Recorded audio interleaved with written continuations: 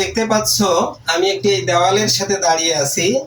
আমরা ধরে নিলাম এই দেওয়ালটির দৈর্ঘ্য হলো 20 মিটার। দেওয়ালের সাথে তোমরা আর কি দেখতে পাচ্ছ? দেওয়ালের সাথে একদম খাড়া, দেওয়াল বরাবর খাড়া অবস্থায় দাঁড়িয়ে আছে একটা মই। দেওয়ালের দৈর্ঘ্য যতটুক, এই মইটার দৈর্ঘ্য ঠিক ততটুক। এখন আমি যদি মইটার গোড়াটা এই দেওয়ালের কাছ থেকে দূরে সরে নিয়ে আসি, এই যে দূরে সরাই নিচ্ছি, তাহলে এখানে আমরা কি লক্ষ্য করতে পারছি? আমরা এখানে দেখো লক্ষ্য করতে পারছি যে উপরের প্রান্তটা দেওয়াল থেকে নিচে নেমে আসতেছে, অর্থাৎ দেওয়ালের শীর্ষবিন্দু থেকে একটু একটু করে নিচে নেমে আসছে। আরো যদি সরাই তাহলে এইভাবে সরাইতে দেখো দেওয়াল থেকে কিন্তু অনেক নিচে নেমে আসছে।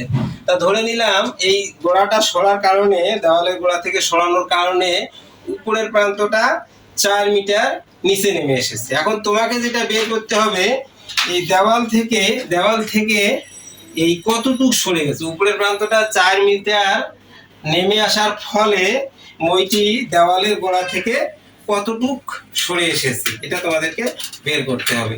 ধন্যবাদ।